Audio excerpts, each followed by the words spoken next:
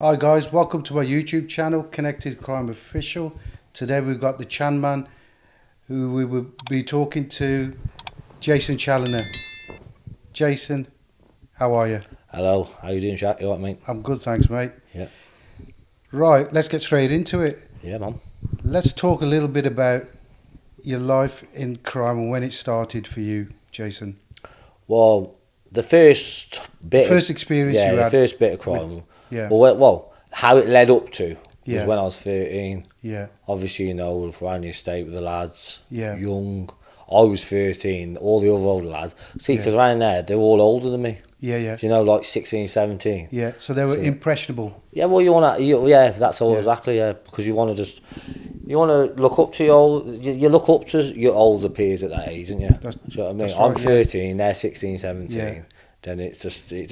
And you got kind of like groomed in a way where you were impressionable and you did what they were doing kind of Yeah, thing. of course, and you were in that circle. because this is what I like. But you were a lot younger. Yeah, well, so that's you the thing. experienced that. First time I ever took drugs, Yeah. cocaine, was when I was 13. Yeah, because Yeah. they wasn't 13, they were 16, 17, so they were experimenting and taking drugs the first time. Yeah, yeah. But do you know what I mean? So when they were doing stuff, I was doing stuff. Yeah. So when they were getting arrested, I was getting arrested and stuff Yeah, like that. yeah. As it got leads on to that. Yeah, okay.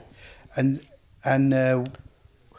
what's your first experience from when you went to prison? You know, your first brush with the law, should we say? What was your first experience, and what did you actually do? I think it was just, kids being kids on the estate Yeah. and stuff like getting nicked for silly stuff, as Yeah, stuff. yeah. Do you know what I mean? Yeah. Because I think, because you get an age from 13 to 16, you can get Yeah. away with much anything really as a kid. Yeah. Do you know what I mean? Yeah, You get yeah. nicked, you go to court, you let out, you get to court, you go That's out. right, yeah. But once you Yeah. get your first jail sentence, then they just Yeah. start slamming you with jail Let's sentence. talk a little bit about your first jail sentence. What did you actually get My convicted first jail for, sentence you know? was a street robbery Yeah. on a Tell us a little bit about on a that. policeman's son, that was.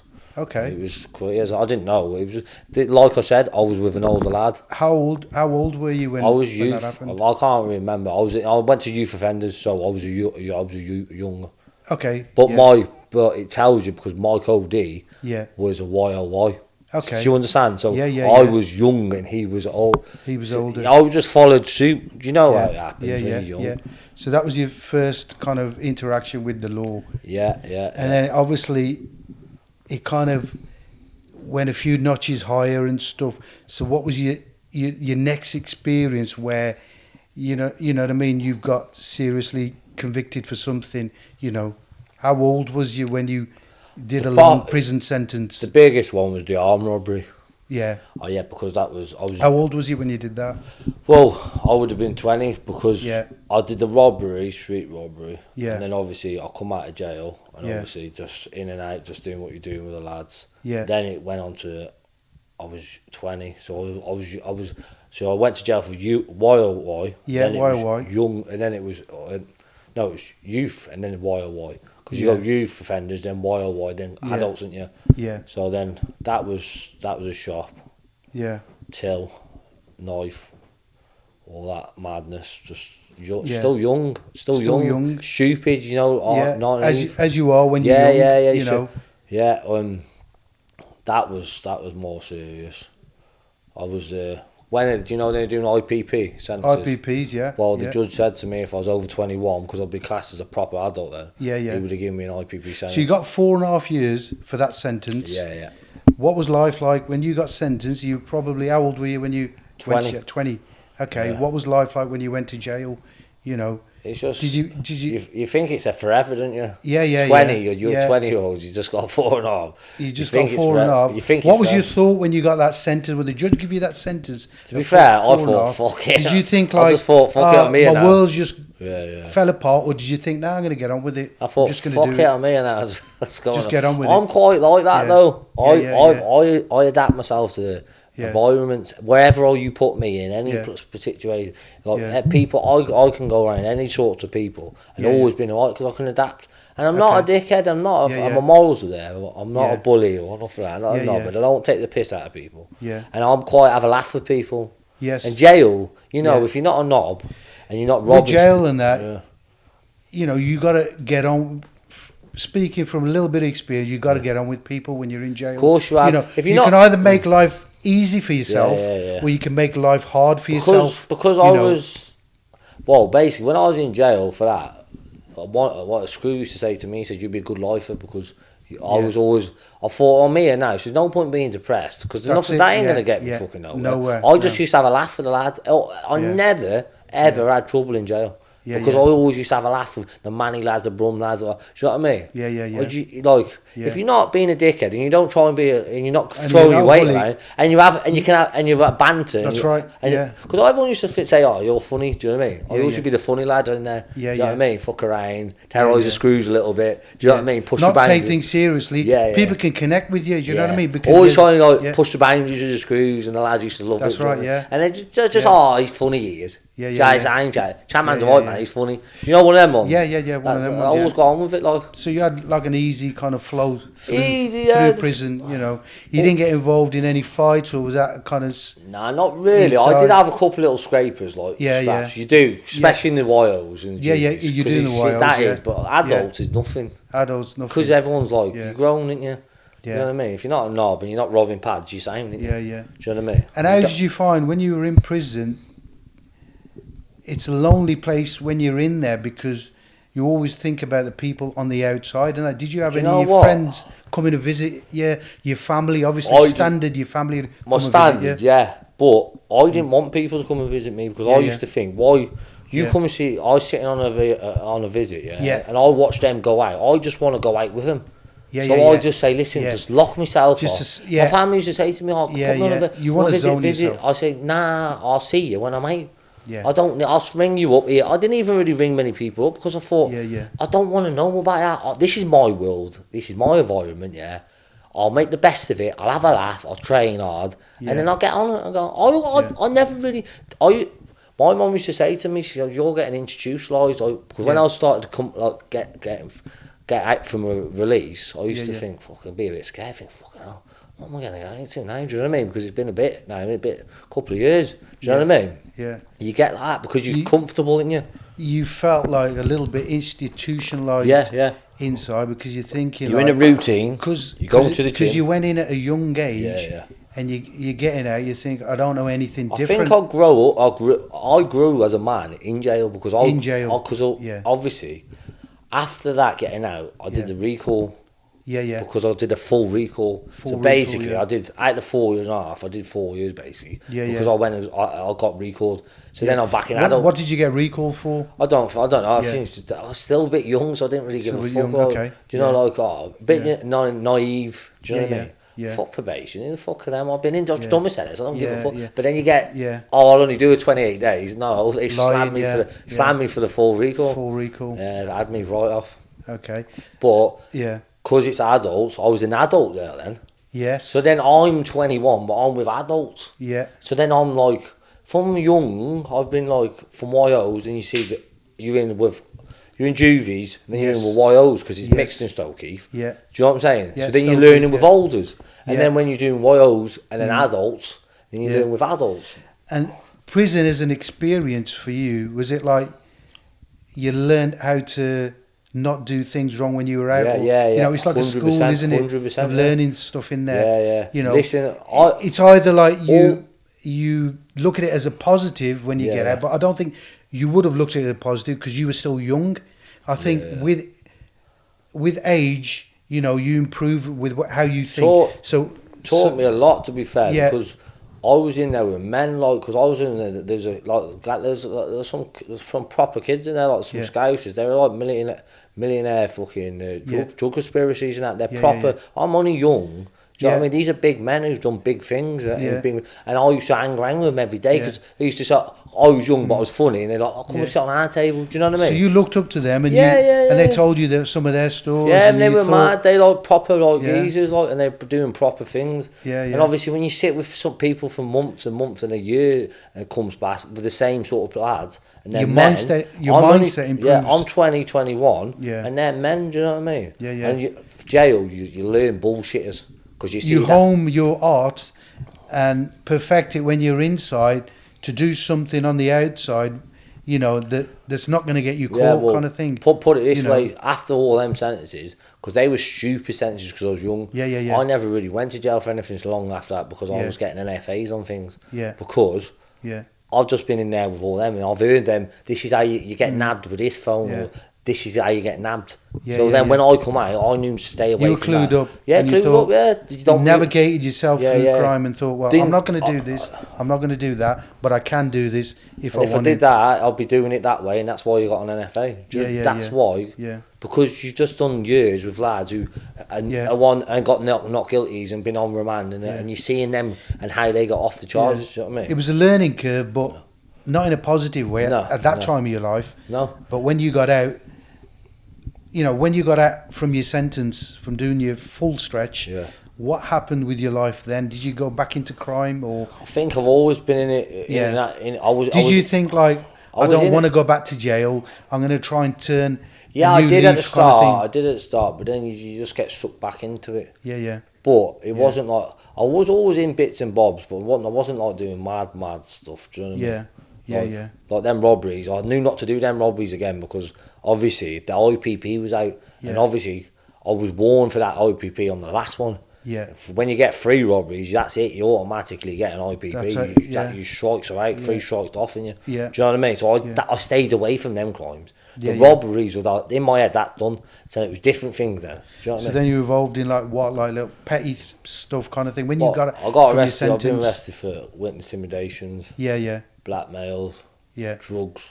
Tell us a little bit about you know, when you was in custody and you ran away, you know, from the police or something. Tell us a little bit about escape. You know, that was my last jail sentence, and that I haven't been in jail since because obviously we'll talk about what's progress. Yeah, the progress. I had a head injury. Yeah. I was handcuffed up. I knew I was going to jail because I had head injury. Where did you get that from? Prison or? Nah. I got a head injury. Yeah. They nabbed me. The police were saying that my head split open. Yes. Yeah. Because obviously stuff's happened and other thing. Yeah. But I knew I was getting remanded, so they've handcuffed me up. And they're sorting me out. Just before I left, I said to them, you know I'm going to jail and get remanded. Yeah. So let me have a fag. And then to be fair, they said, go ahead. Yeah. But when they've gone to sit down on the bench, it had a bounce to it. Yeah. So I fucking slammed my arse on and got up, bounced off, ran across the field. Yeah. Got into the drain pipes. Yeah. And obviously the public's obviously told the police, he's down there because they've seen him go in there. Then they let the dogs out then. Yeah. And obviously the dogs fucking, that's it. You know when them dogs over. come, you're out them drain pipes. So they had you in for that then? You got charged, did they? Yeah, did you get a prison term for that?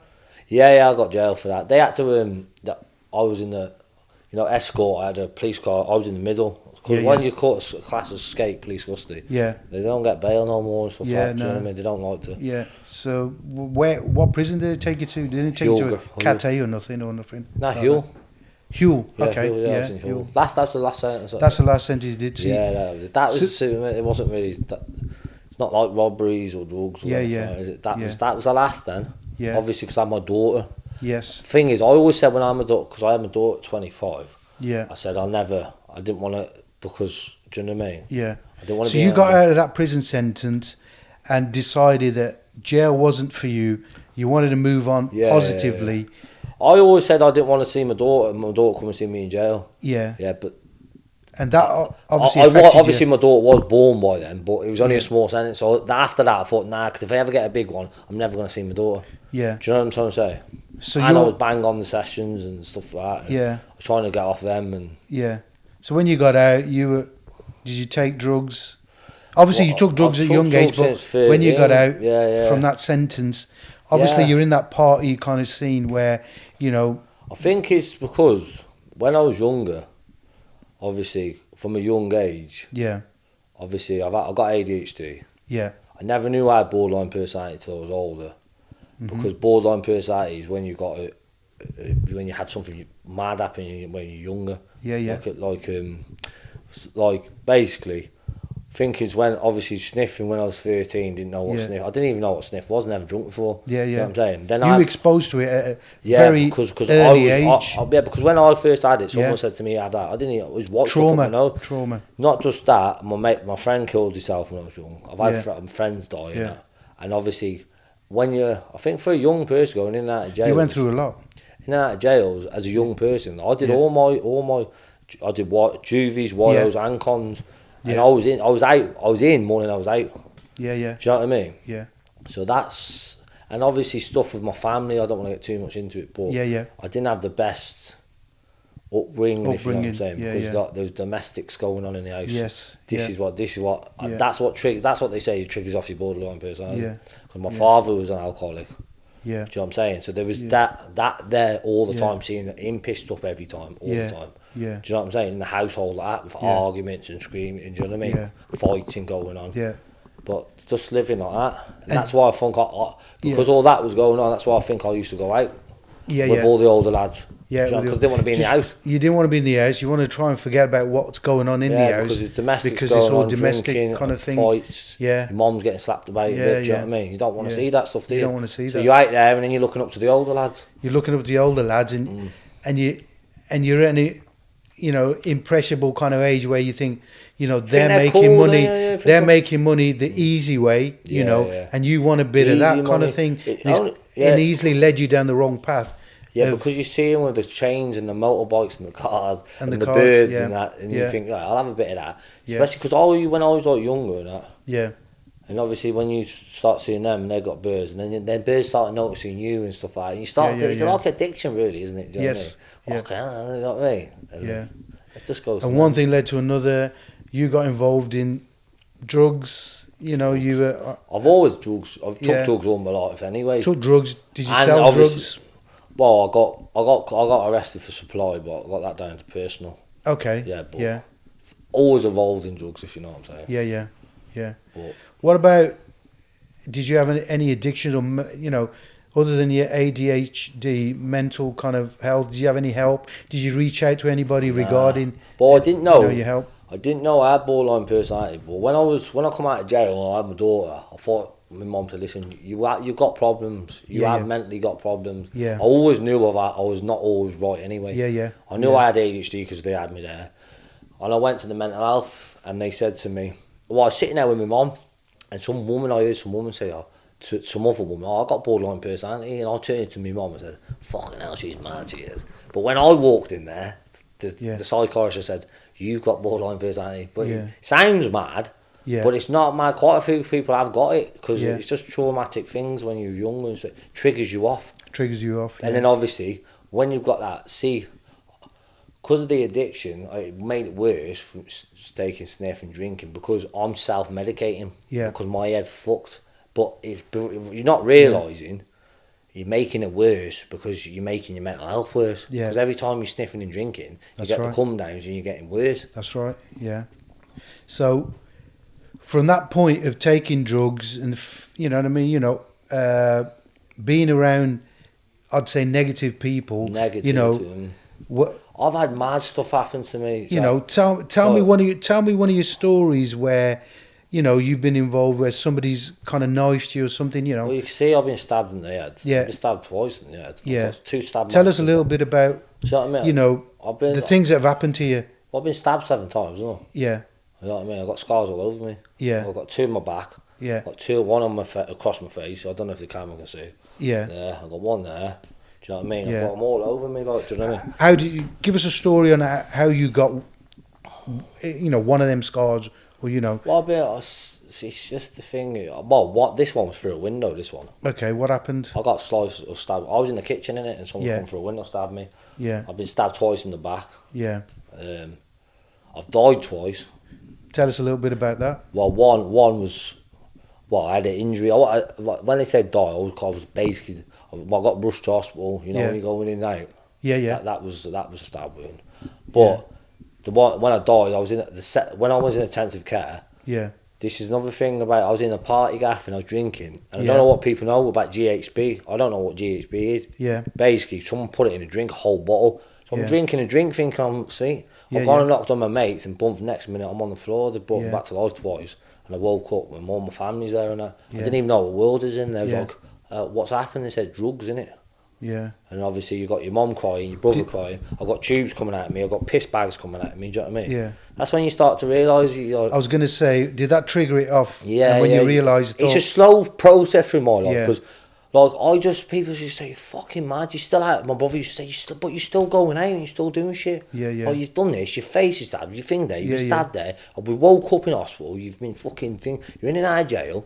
You got a kid now, do you know what I mean? Your parents are worried about you. Yeah, my mum used to say to me, she Yeah. used to say, do you know, when I was in jail, she was happy that I was in jail because she knew I was safe. She used to went through a stage when I was bad, and I didn't give a fuck because I was mad, like I didn't give a fuck. Do you know when you got that mindset? Because my head was fucked and I'm taking drugs, it's making me worse. Yeah, like I didn't give a fuck. Fuck everyone, fuck everything. He was on a downward spiral, really. 100%. And my mum's like fucking said she didn't even like. She used to go to sleep at nights because she knew I was out doing stuff. Yeah, yeah. Because I've had mad car crashes, upside down wrecked. 20 cars I've crashed. So you've had a lot of lifelines, yeah, I'd say. I was upside down. When they say cats had 9 lives, I think you've had a lot more. I've had loads of lives, and people know me, if they know me, I used to drink drive. I know it sounded bad and just sniffing that because I was mad on the sniff and drinking. I'd be up for 3-4 days driving, crashing cars, flipping them, hitting other cars. Yeah. Going through brick walls. It's because I've been off red for 4 days. Of course, no sleep. You just, Have you got the tune? It's madness. Yeah. So, when was it that you decided, that you're going to turn your back on crime, and try and better yourself? And what was the motivation behind it? I think you touched up a little bit on it. It was your daughter who made you kind of think, what was your motivation? My daughter, because I kept on, do you know what? I fucking let my daughter down a lot, do you know what I mean? Obviously through addiction. And obviously, I used to go out and on the weekends I was supposed to have, and I'm like, I turn up a day late and stuff like that, and she'd be like, it was when she said to me, she said, "Oh, you'll never change, Daddy." And that's a bad thing for any kid to listen to. That's right, do you know what I'm trying to say? Yeah. And obviously, since then, I just thought, fuck it, I can't be doing that shit. Because her mum's, she's got problems in addiction. I'm going through a custody battle. You're going through a custody battle. Well, basically, her mum's, she's been took off her mum. Basically, her mum went to rehab, she still carried on using. Yeah.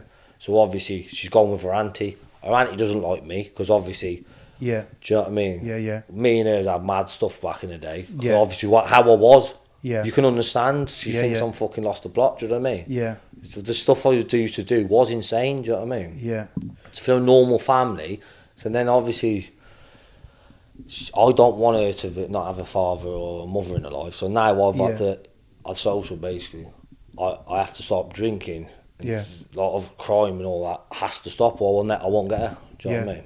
So you've kind of stopped all that solely for the purpose that you want to get your daughter back. 100%. And to be a better man. And to be a better person. Yeah. And I think you now surround yourself around positive people. Yeah, 100%. I want to touch up on, what's made you do. I think it's boxing that you've kind of found your, calling, I think. 100%. I never touch up a little bit, Well, I don't like football. I don't like sports or anything. Yeah. Well, obviously, this year I had a boxing match. Yeah, you did. And because I thought, listen, I'll go and do this boxing match because it keeps me off everything. Yeah. And it's my focus is getting my daughter in the end. That's so right. I did it, but then I fell in love with it. Yeah. And because I've got ADHD, it keeps me. It keeps you grounded, doesn't it? Because I'm flat out. You need that training. I'm obsessed with it now. Yeah. And I love it. And it helps your mental health as well. 100%. 100%. The training that's involved in boxing and stuff. Yeah. It keeps you on the straight and narrow. This is the thing. And you're around similar people that train and everything and that. So that's people. Positive focus. You've done away with all the people that are in that. I don't go around any negative people now. Yeah. I don't go around crime. Yeah. Drugs. I don't go around drugs. Yeah. I don't go around that stuff. Yeah. All I go around is people who go to the gym, weights and boxing. Yeah. Oh, you know me, I go boxing every morning. Yeah. I run. Yeah. And then at night time I go to the clubs and that. Yeah. To the boxing clubs. I have to do it for my mental health. You have to do it for your mental health. And obviously for the aim of getting my daughter. Yeah. Because if I keep myself in camp, like I've just done 3-month camp. You have. And I had the match. And now I've took the other match on, it's 4 months. And now you're fighting again in when? 10th of August. 10th of August, under Unleashed. Unleashed in Wolverhampton. Okay. Big event, the first one. Second one's going to be bigger. Yeah, I seen it was a big event. I love it. And it was a wicked night. And now it's my end game. I'm in camp. Yeah. Well, if I keep going and keep going and going and going, and it's making me better person. Yeah. My aim goal is going to have my daughter. That's right. Yeah, that's your motivation, your daughter, and that. Yeah. And at the end game is, obviously you're involved in having tear-ups with people on the streets or whatever, and that. Now you can do it in a controlled manner in a ring where you do your training for 3 months. Yeah. I'll punch you and out. Then you're good to go. Yeah. You know what it's like because you box. Yeah. You feel angry. You go and whack a bag, and you go and have a little. You take your aggression out positively now. 100%, if you feel that aggression, because I do get that, you go and take it out on a bag. 100%. Positively, and I'm disciplined because I got a coach who disciplines you. I respect my coach. Yeah. Very good coach in Telford. Yeah. But it makes you feel like. Do you want to give a shout out to some of the guys that you're training with? Yeah, who have done good for you and probably done a lot of good for other people out there with their mental health 100%. And everything else.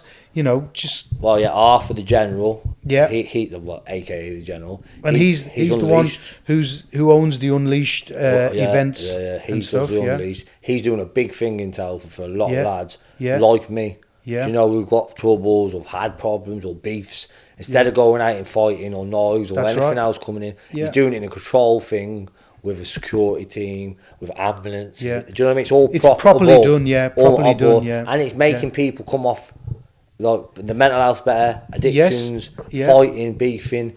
They're doing it all in the gyms. In the gyms and in the ring. Properly, where it should be done. With all respect to it. Because we've got a lot of knife crime in the United Kingdom. 100%. The knife crime is out the roof at the minute. Madness. And if we can spread a positive message about knife crime, gun crime, or any sort of crime, talking about it, I think it's a good thing. Yeah, of course, 100%. What he's doing is wicked for everyone. Yeah. And he's had a big response out there. Yeah. So. Yeah, he's doing really good, to be fair, and he's got a lot of people who like obviously got addictions, or he got people who's got beefs. They're squashing the beefs after. They're squashing the beefs. They're shaking hands. You see him. I've seen it on social media, and I've seen your first fight. It was proper beef. We was beef on it. You were beef on it, but. Like most fights, you leave it all in the ring, and at the end of it, you shake your hands. Shook hands, you know. We had a bet, didn't we? Win, lose or draw, you make it up in the ring. We had a bet, didn't we? That's what boxing's about, And we just and you had a bet with him that one of you'll tattoo one of the other's names on whatever part of the body, and obviously, you were the better man, and you said, "I'm going to quash that. I don't want that." That's what I mean, but that's what boxing brought. Which shows your character. Brought the better man out of me. Do you know what I mean? That's right, yeah. Because it does make you feel better. Because I do want every time I've done better now, I feel better. I want to be a better man and strive. You want to be a better person. And obviously, I do my TikToks to stop addiction. I was going to jump onto that. I was going to say your TikToks, are very positive messages. 100%. Every time I've jumped onto your TikTok, I've seen positive messages. You know what I mean? Where you're spreading, telling people, about suicide, if you're feeling down, if you've got an addiction, if you're on drugs or anything, you're spreading the love. I get a lot of messages, to be fair. Because tell us a little bit about that. Because obviously, I've been addicted to drinking drugs for 20 years, and my mental health, and obviously people message me, say, how did you do it? And I said, well, how I have done it, and how I am doing it. Because who would you want to listen to? A drug worker who's never took drug in their life, or someone who's been 22 years, been fucking through the wars, been in and out of jail, done most things, and someone's trying to do positive. It's kids, it's not for kids. It's a dark life. There's no loyalty in this. That's what I was going to say. If you can spread a message about that life, or somebody thinking about going into, a life of crime, or any sort of addiction, to experience that, what would you say to them? Don't do it. It's not worth it, because it's not just you. You're selfish, really, because it affects your family and other people's families. Do you know what I'm saying? It affects everyone community wide. Do you know what I mean? Do you know what I mean? It makes people into, you're not nice people. You turn into a dark world. It's a dark world. Do you know what I mean? Yeah. So finishing off, can you give us a positive message to give to anybody who might be thinking of going into that life of crime, or they might have drug addiction, 100%. Mental health, give us, what would you say to people who are thinking about going into that life? Someone who's done it, I'm 34 now, I've wasted what? So I was 13, innit?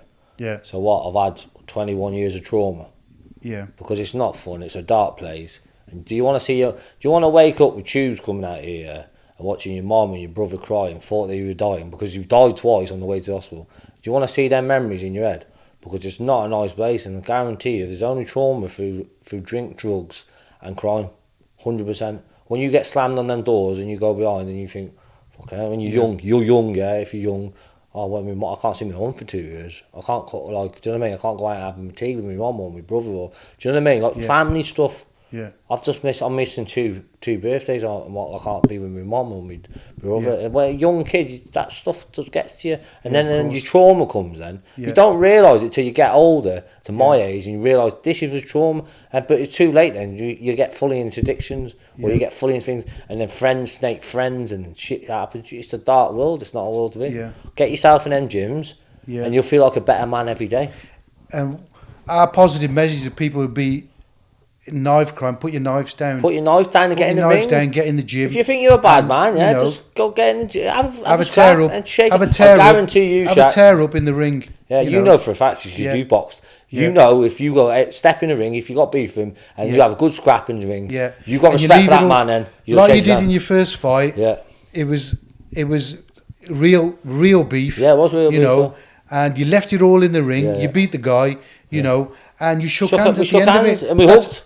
And you're seeing that yourself, and that's how boxing is. You know, at the end of it, you will respect your opponent, no matter who, if you got mad beef. If he swung it out and you swung it out, because it's no one. I don't care what anyone says. It's your first time you're jumping in the ring. You will be nervous. He'll be nervous. That's a fact. That's right. Yeah, because you don't know what's the crack is, and then you'll swing it out, and then you'll shake hands, and then you just leave a better man in it. Yeah, you leave it at that. Yeah. Yes, Say something towards you.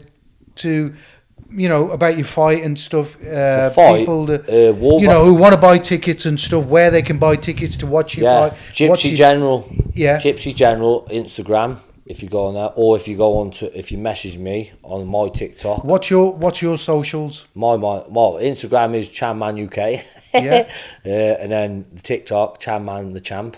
Yeah. You'll have a look on that, or just put Jason Chan on TikTok. It'll just come up Chanman the Champ.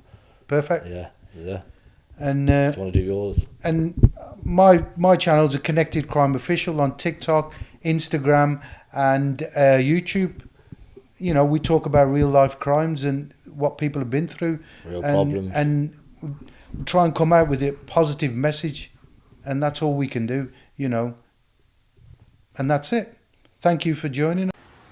If you like the content, like, share, and subscribe to Connected Crime Official. We're on TikTok, we're on Instagram, and we're on YouTube. So give us a share. We're putting out good, positive content relating to crime.